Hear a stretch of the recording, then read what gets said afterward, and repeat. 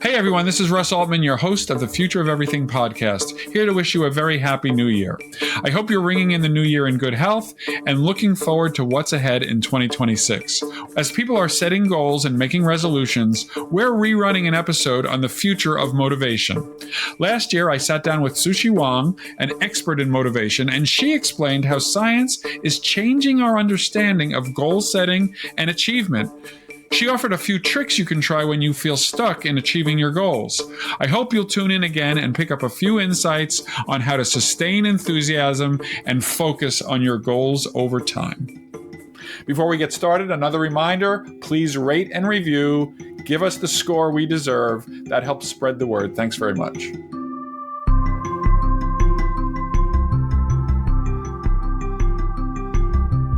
So you have a new goal. It's either a financial goal, a personal, physical goal, like a run or something, or maybe it's a professional goal, achieving some professional milestone.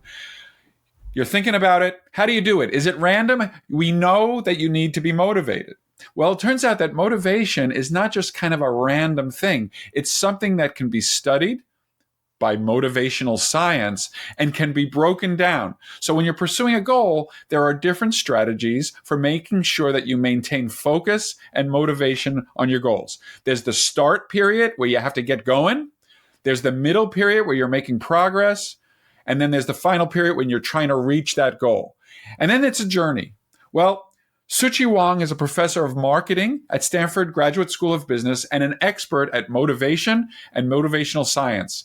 She has studied a wide range of things we're going to talk about, getting children to eat healthy, loyalty programs at companies, tech companies that create apps to help you exercise, to help you eat right, to help you achieve all kinds of goals. This is what Szu-Chi studies, and she'll tell us that there's a science there and that you can optimize your motivation to optimize the chance of achieving your goals.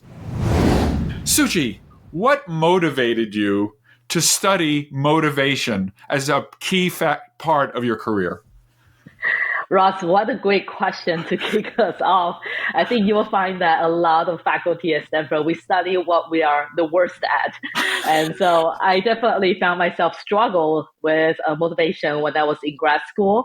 I know what's important and it's hard to get myself to do it. And so that constant struggle made me ask a lot of questions and eventually took me to research in this area. Okay, so that's great. So maybe we should start out with very basic. How do you define motivation and motivation science? What are the big questions and what are we really studying when we think about motivation? Definitely. I think how we usually think about it is that there is a current state. So basically where you are today, your current health level, wealth level, academic achievement level, and then there is an ideal state of where you will wish to become. So you may want to be fitter, you may want to be healthier, you may want to accumulate more wealth, or you may want to get a degree you don't have right now. And this discrepancy between where you are today and where you would like to be in the future, this is how we define kind of a goal pursuit process. And this is what drives us. So every day we wake up, there's something we want to get to. And that is kind of what defines motivation. Okay, and when you say motivational science, have we gotten to the point where it is a science where we can like have hypotheses and test them? That was very interesting to me to see that phrase. Definitely. I know that motivation may sound like a philosophical construct, but definitely it is a big field of study in social psychology, sociology, and even neuroscience. And a lot of researchers have been approaching this topic. How do we get people to reach their ideal state from many different perspectives? And we definitely have all kinds of data, from brain level data, physiological data, to behavior, choice, preference data, to real world data, how employees actually work, how Weight Watchers actually attend meetings and lose weight. We have a lot of evidence to help us understand what works and what doesn't. And so this kind of helps me explain why it's an important function to have somebody like you at a graduate school of business, because I can imagine that managers and people in the industrial private sector and public sector as well. As a manager, you need to motivate your workers. You need to motivate folks in your family. And so this is not just using just your intuition. There's actually things you can learn about the do's and don'ts. Definitely, and you're definitely right on. It is a topic very relevant for business school. As you think about leaders, it is really all about motivating all your stakeholders, from investors to managers to employees to even your customers. Now, how do you Right. engage them to come back again? They come back again because there's something they want from you to help them achieve their goals. So by understanding motivation, you can engage all the stakeholders better. Yes, and you've just hinted at some of the really fun application areas that you've looked at, and I want to get there. But before, I know that you have kind of broken down kind of the key elements of sustained motivation. And maybe Yes. before we go into these great examples like loyalty programs and children's health, which I definitely want to get to, how should we think about the framework? Definitely. I think an important part of my framework is that motivation really is a long process. So what I mean by that is that traditionally we think about it as igniting motivation. So you are either motivated today or you are not. My whole research philosophy is that it is really about sustaining motivation. Yeah. So what I hope my research can provide for you and many others is that how can we think about not just being motivated today, but that I can continue being motivated until I reach my goal. And that process could be days, could be months. For some people, their goal is so big, it could take years. So sustaining motivation across different stages is my key research focus. Gotcha, gotcha. And it's interesting that you talk about achieving your goal because I know that you've written about the journey is just as important as the final goal. So how do you balance the importance of I want to reach this state versus making sure that getting to that state maintains the motivation and maybe changes even the goals over time? Definitely. I think that kind of speaks to a very important part of it. Why do I keep on focusing on sustaining motivation? Because that what that implies is your approach actually needs to keep on changing. So Ah, your mindset, how you think about your goal, the tools you use, and kind of the feedback you should be seeking should actually change from stage to stage. That's how you sustain it. So it's not like one tool that will fit all parts of your journey. So like you said earlier about journey and destination, definitely as you are working toward the goal, we do find that keeping your eyes on the prize is better. You want to focus on that destination. This is where I want my health to be. And where I have a lot of different tools to help you get there. But the journey mindset is really helpful once you reach success. Because ah, many people may have that struggle that once I reach success, what am I supposed to do now? Should I keep my diet going? Should I still go out and walk every day? And we all of a sudden lose that motivation because we don't have the next goal anymore. And so that the journey mindset is very helpful to help us reflect on what you really did to help you achieve success, why those actions and habits were valuable to you, and why they reflect now part of you. And we found that just by doing that kind of exercises and switching your mindset, you can actually be more likely to continue doing those things that are beneficial. great. So now I think it would be fun to dive into some of your recent. And if I pick the wrong ones, just tell me they're the wrong ones, and we can go to another one. But Sure. I have this list, and one of the things is childhood health, which people might find like an interesting and surprising thing for a business school professor to study. So tell me about how child health and motivation link together. Definitely. So I actually started this line of inquiry because I met a representative from UNICEF many years ago. I think that was 2015 at Stanford on campus. So she was visiting and she read about some of my work on motivation. And for UNICEF, their focus is younger consumers, like children. And so she approached me and was asking me, what part of my research can speak to the phenomenon she's thinking about. And my answer is none of it because I've been studying adults and not Right. children. I knew nothing about children. And so that kind of sent us off on this journey that let's collaborate and learn more about what actually motivates children. Because as you can imagine, for young children that we are studying with UNICEF, we're talking about children 6 to 11 years old, and they are in different developmental stages. It is really hard to think about abstract long-term goal for them. Even what health means is not really as concrete Right. as what it feels like for adults. So you have to kind of think about motivation very differently. And so Yes. we tested a lot of different tools to kind of think about how we can incentivize children to feel like, hey, making healthy choices has a lot of value and it's actually a very fun thing to do. Well, and then what did you do and what did you learn? Yes. So one thing we did is we actually went to Panama. We worked with the government there. We went to the elementary schools and we tried different things. But what really worked out for us at the end is give children gamified coupons. So Ah, we realized that health education is just boring. Right? The children sit there and it's a tap down process and you told them this is what you should do and they just don't feel like doing it. the But if food you give pyramid. The them food pyramid is not very exciting. it's very informative, but yes, it's not very exciting.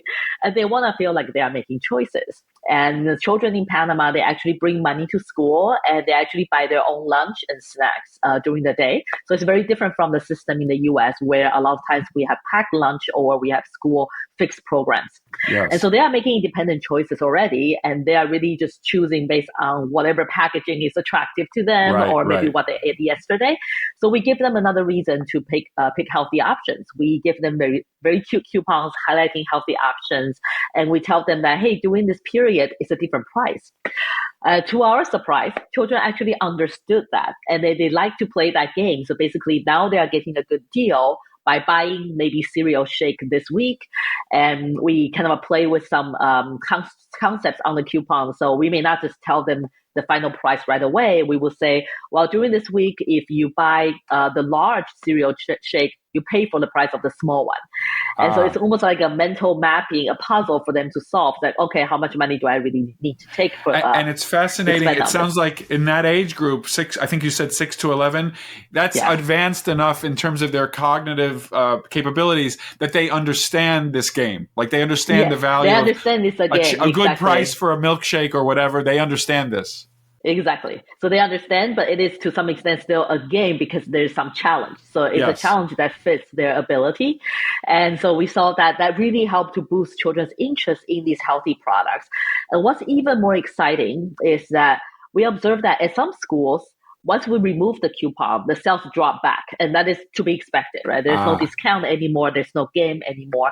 But at some schools, actually, the supply, the demand actually sustained. So that means that they actually didn't go back or become lower than before. They actually become higher than before this intervention that we did. And we've investigated further. We found that the key difference was that in those schools that we found a sustained demand, we actually promoted healthy products that was moderately priced. So that wasn't extremely Ah. expensive to begin with. And so we can understand that basically with the coupon, we are drawing children's attention now to value and price. Maybe that's something they weren't thinking about as much before. Now they do. So after the coupon ended, they continue to pay attention to price. So if I was promoting healthy products that weren't too expensive to begin with, they realize, hey, this is actually a good deal all along. They continue to buy them. But if I pick these very extremely expensive healthy products to promote, yeah, I'm gonna see a big demand during the promotion period. But afterwards, children are gonna realize and they do learn this is crazy expensive. I'm not gonna buy it Ah. again. Then we see this big drop. So I So think it that is quite really, informative, for us to think about what we should incentivize. yes, that and it's really good news that it's sticky and it lasts beyond the game. Otherwise, you would have to be playing Exactly. games all the time, and Oh, interest yes. would extinguish, etc. Okay, so that actually helps me understand the next area a little bit because I was like, okay, then you also have worked on loyalty programs for like Yes. consumer, like frequent fly. I'm a frequent fly. I've made a study because, as you know, as a professor, we travel a lot, and so there's these Yes. great opportunities. So tell me how the motivational theories behind loyalty programs. Some of it is obvious, but I bet some of it is not obvious. Definitely, yeah. I think reward programs and loyalty programs are such an interesting environment to study because this is one way where firms can actually motivate their customers. Yeah. And then what the firms were doing with reward programs, if you really think about it, is they're giving us a goal. United Airlines, I fly a lot with them. They give us a goal every year. They are like, this is the goal. If you reach it, we give you prizes, right? We give you Right. upgrades next year and stuff. So they tell me this is a goal that's important. Yes. Now, once they set the goal, I have a whole journey. I have a whole year to complete this goal.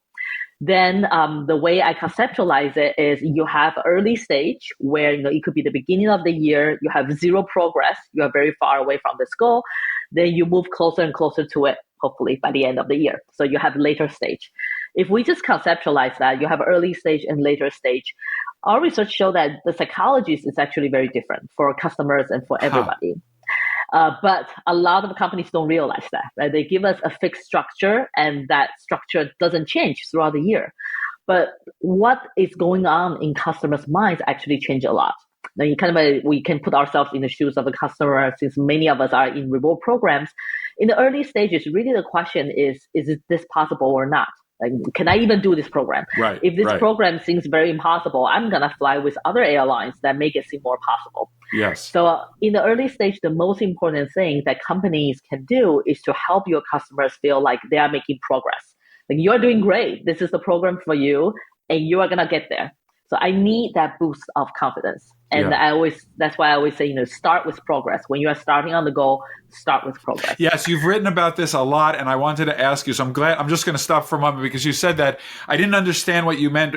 Sometimes, because I wasn't reading the whole papers, I was reading the abstracts, and I said, "What does she mean? Start with progress?" But this is a great example. It's like early in the journey, you need kind of some quick wins to give you like a good feeling about the whole procedure. Exactly. Okay. Yeah. So you can think about examples of, I can even just give you free miles because you did something, right? So something very simple, I just boost you up. So you already jumpstart the process. Or in one of our tests, we actually designed a reward program with the company. And what we did is every action you took, let's say every dollar you spent, actually give you a lot more points, a lot more miles than what I would have done when you're getting closer to the goal. So in the beginning, you are kind of moving very fast, and you are every action you take, every cup of coffee you bought at Starbucks, for instance, it gain you a lot more points. And this is very important in the early stage, because in the early stage, people are evaluating, is it possible or not?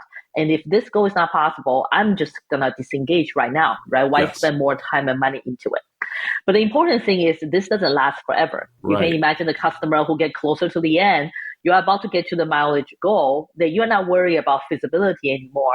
And this is where actually focusing on the bigger goal, the bigger purpose, why are you even doing this? What's the big value of it? Is more important than thinking about how I can make it possible. So there's this switch from starting with progress, but ending with a big, simple purpose that I want to really convey and make sure everybody embrace, because I think that this switch of mindset is really critical. Right. And then I guess the advice to the companies is you really need to have two almost like separate but connected marketing approaches in those two phases. Like in one phase, it's the you can do this. At the end, it's more like you're close. Here's why we're doing this. You're going to get upgrades on the flights, and we're blah blah blah. And so and that might be hard for them, right? Because there's an investment then in almost two different program. Totally, and two messaging. Different communications. Exactly. Yes. But it is very critical, because I think if we step away from reward program, I worked with Wells Fargo for a while on their retirement savings. That's something very relevant for all of us. And if you think about retirement goal, I mean, that's 50 years working towards that goal, very big, right? So this starting with progress is so important. If I don't think I'm going to be able to save for retirement, I'm just not going to do it. And so Wells Fargo started giving people very quick feedback. You are doing great. Now, this is why we think you are doing great. So you feel like you are having a momentum, you can keep on saving. But if you save more, you're kind of crossing that threshold. You're not worried about whether it's possible or not. You're already in the moment of saving. Then what they want you to focus you on is, why are you even saving, right? So what is the benefit of saving this money, so that purpose propel you to continue saving? Yeah, that's such a great example. Very critical. Even the Social Security Administration, I'm now thinking, I remember like I was 30 years old and they were telling me what my monthly retirement would look like with different levels. So they must have known a little bit of this even then, that it was that for a 30-year-old, I was nowhere near retirement. I wasn't even thinking about how much money I was going to make, when I was 70. But they were telling me this so I could say, oh, that's interesting, and I looked at it for like 2 seconds, but it was good to remind me, okay, this retirement really is a thing. This is The Future of Everything with Russ Altman. We'll have more with Szu-Chi Huang next.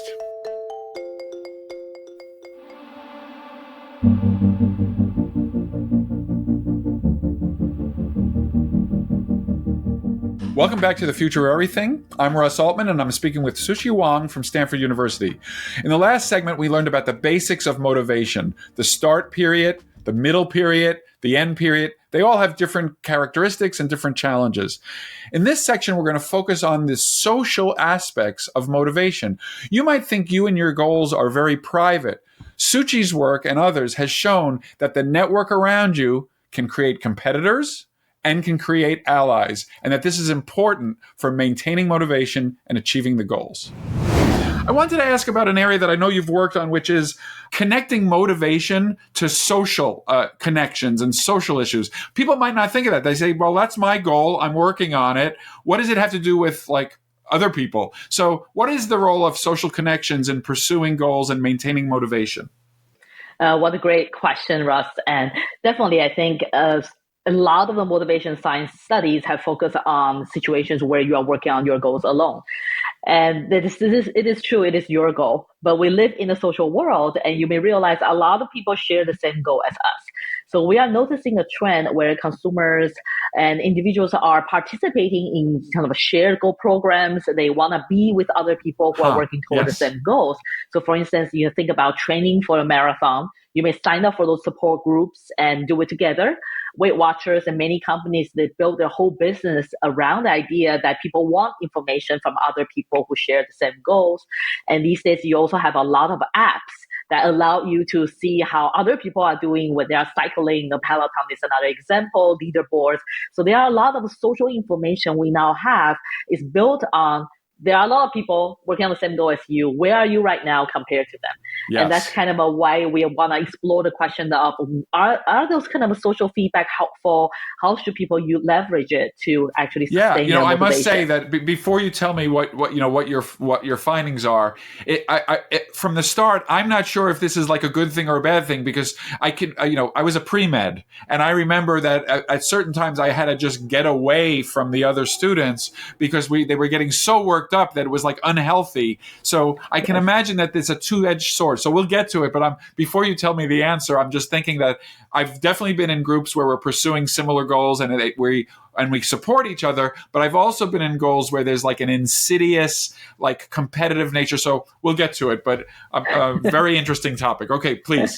So what do we find? What do we find are the dynamics and the issues here?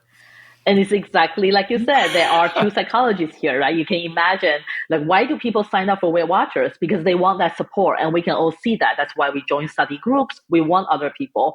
And kind of going back to the psychologies we talked about earlier, we say start with progress. So in the beginning, you want to feel great. You can do it. And so in that case, support is so important. And that's why people sign up for these apps and platforms and programs, because in the beginning, you want to be surrounded by friends, especially friends who understand the struggle. They understand how hard it is to get started on a health goal or on a new diet. So in the beginning, seeking this support is very, very helpful. But we definitely find that this kind of a competitive pressure starts to happen in the middle. We found that repeatedly in the middle of a goal pursuit journey, people tend to feel a little bit kind of they are losing the momentum. Think about the summer. If you have a year-end health goal, in the beginning you are excited, anxious about it. At the end, you are getting closer to the goal, so you are also excited. But the middle stage is where you have this what we call stuck in the middle effect.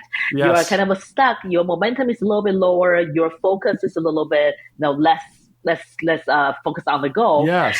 And so that middle stage is where we saw the interesting behavior we call social information avoidance, because people know that they are not making as much progress as they should.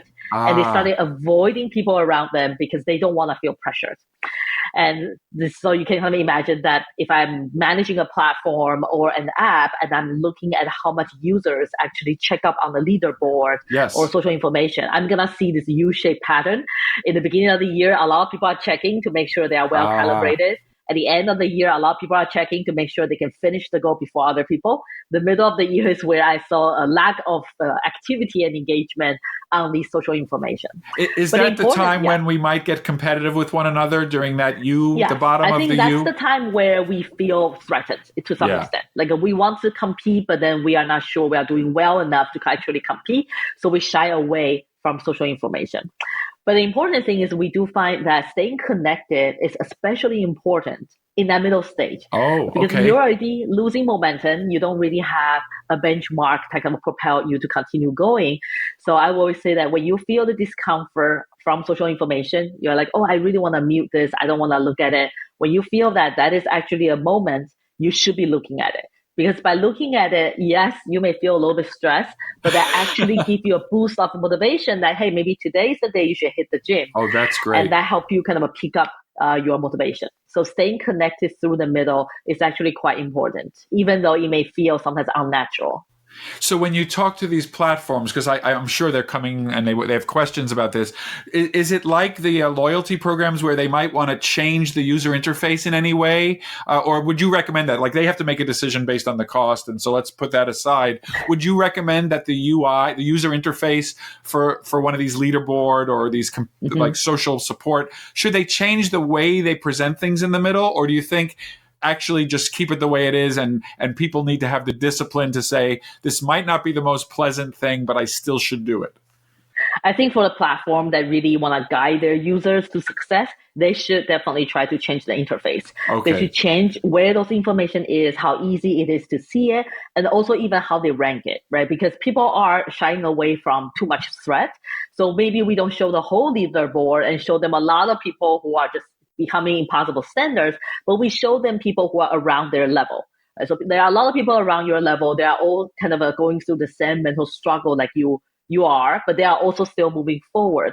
I think that kind of a healthy comparison is really, really important, and especially so in the middle stage. Yeah, I love this because, I do some running, and I had this exact experience where a friend of mine started running together, and then it became very clear that he was talented as a runner. Like just, his genetics were better than mine. And so at first it was like, this is terrible. But it actually, you were talking about the journey. It actually helped me because then I said, why am I doing this? I'm not doing this to beat him. I'm doing this, for health, for enjoyment. And so it helped me adjust my goals a little bit to say, I don't have to beat him to be successful. And so beating him is not part of the goal. And so it happened just at the bottom of the U, just as you said, when he was running right past me. And it actually became awkward to train together because, he was just too good. And running with me was not a challenge for him.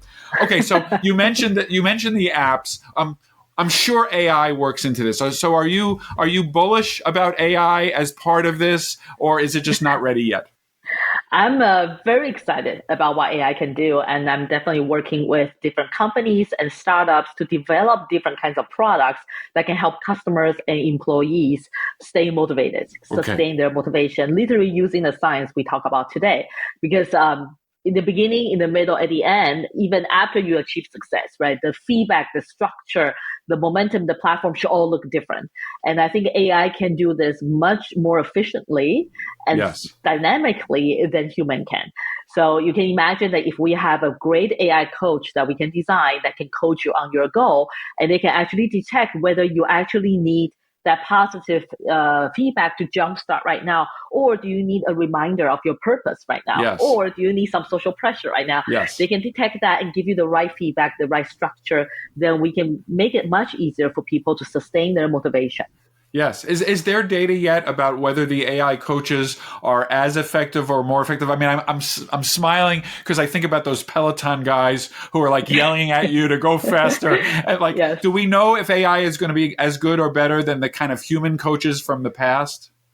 I think there is definitely unique value of human coaches because there is a human element. We want to learn from human. We want to be guided by human. We think human are more empathetic to our needs and they Yes. understand what we are going through. Yes. So I think what I would be using AI at least at this stage to do is to detect the user's behavior, now detect why their motivation is dropping, and then maybe update the platform, update the type of information we provide in the back end, so Great. that user get the right information. But the Great. person delivering that information might still be the human coaches. Which I so love. the AI is really helping with data analysis and extracting Yeah, I insight. love that. It's the principle of a hybrid collaboration between the AI Exactly. and the humans. Okay, well, we only have about a minute left, but I wanted to ask, for somebody who's about to take on the pursuit of a new goal, and they want to maintain their motivation, have good motivational hygiene. I just made that up, maybe. Do you have a list of do's and don'ts?